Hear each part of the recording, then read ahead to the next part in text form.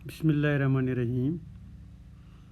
प्यारे बच्चों, आज हम क्लास 7th में इंग्लिश में चैप्टर नंबर 6 फैचिंग द डॉक्टर के बारे में पढ़ने जा रहे हैं। पहले हम यहाँ बुक का नाम लिखेंगे। Subject English,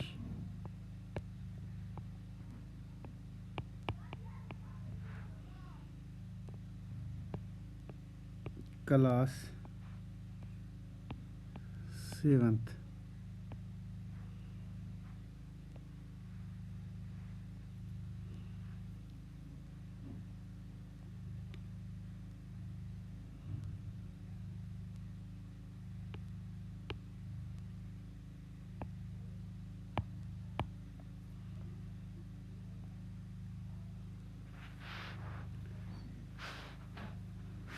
फैचिंग the doctor.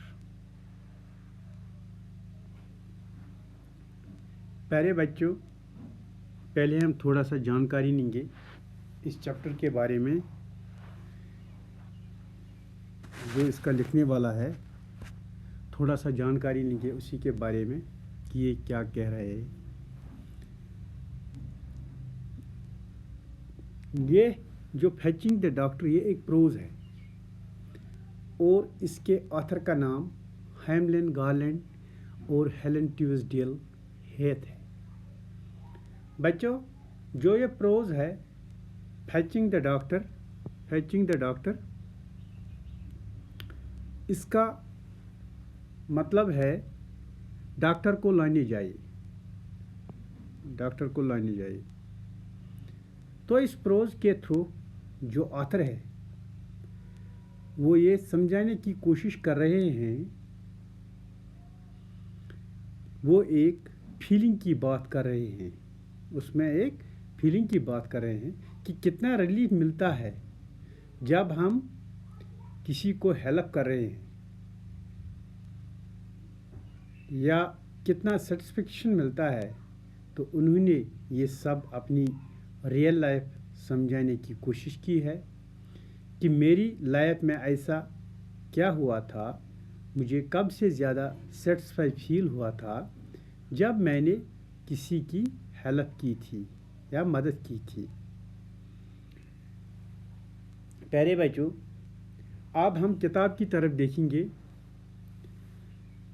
हम ये पढ़ेंगे ताकि आप ये स्टोरी अच्छी तरह से सुनोगे।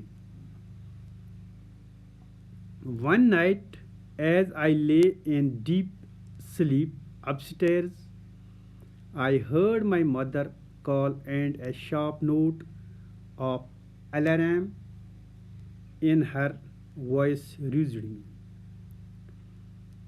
Hamlin, she called, get up at once. You must go for the doctor.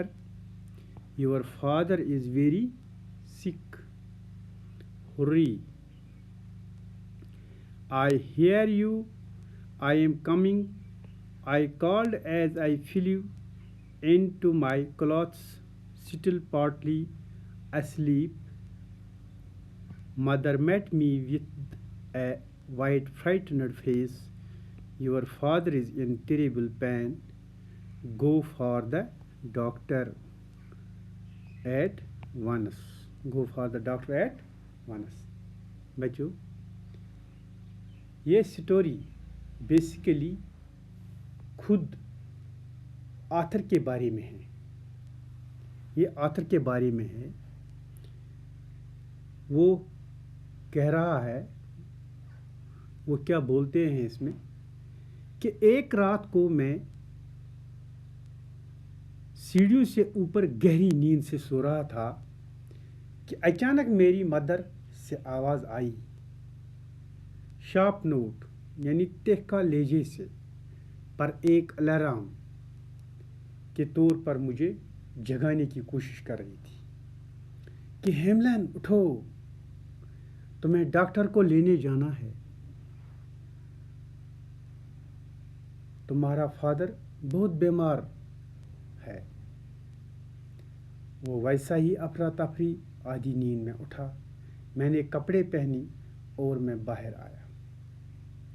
جب میں باہر آیا میں نے دیکھا میری مدر بہت ڈری ہوئی تھی اور ان کا چہرہ سفید پڑ گیا تھا۔ میں نے اپنے فادر کی طرف دیکھا، وہ بہت پین کی وجہ سے چلا رہے تھے۔ I could hear my father cry out as I lighted the lantern and put on my coat. It was 1 o'clock in the morning and the wind was cold as I carefully made my way through mud and ran to the barn. The thought of the long, dark miles to town made my hands shake, but as the son of the soldier, I could not fail in my duty. پھر میں نے اپنی لالٹین اٹھائی اور اپنا کوٹ پہنا اور میں جانے کے لیے تیار ہونے لگا کیونکہ مجھے ڈاکٹر کو لینے جانا تھا جو بہت میل دور رہتے تھے۔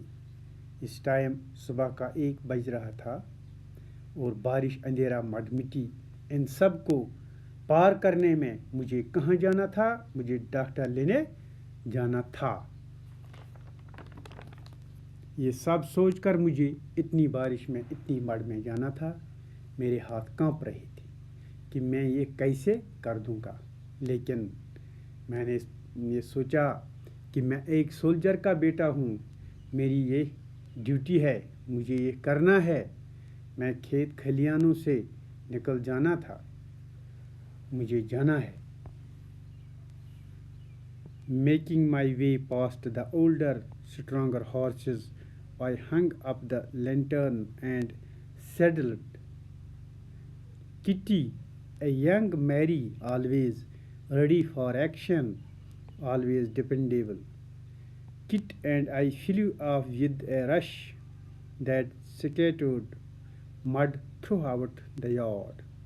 It was very dark, but I trusted the sharp senses of the horses to find the road. My heart rose. I was a soldier riding through the night to save a city, a messenger on whose courage thousands of lives depended. میں اس چیز کے لیے تیار ہونا شروع ہو گیا۔ میں اپنی مائر کے پاس گیا۔ مائر گھوڑے کو بولتے ہیں، جس کا نام کٹی تھا۔ اس نے اس کا نام کٹی رکھا تھا۔ میں نے اپنی مائر کو تیار کیا اور اس پر کاٹھی ڈالی اور اس کو بولا ہمیں لمبے سفر پر جانا ہے، آج ہمیں کسی کی زندگی بچانی ہے۔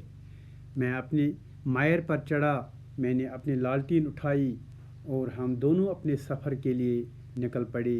مجھے اپنی مائر پر وشواس تھا کہ اتنا اندھیرا تھا، راستہ نہیں دکھا رہا تھا، میں صرف اسی پر وشواس تھا کہ وہ مجھے صحیح راستے پر لے کے جائے گی۔ اس سے مجھ پر وشواس تھا، مجھے اس پر وشواس تھا اور اسی وشواس کے ساتھ ہم رات کو اس سفر کے لیے نکل پڑے۔ پیارے بچوں، آج ہم یہاں تک ہی پڑھائیں گے، انشاءاللہ کل سے اس سے آگے پڑھیں گے۔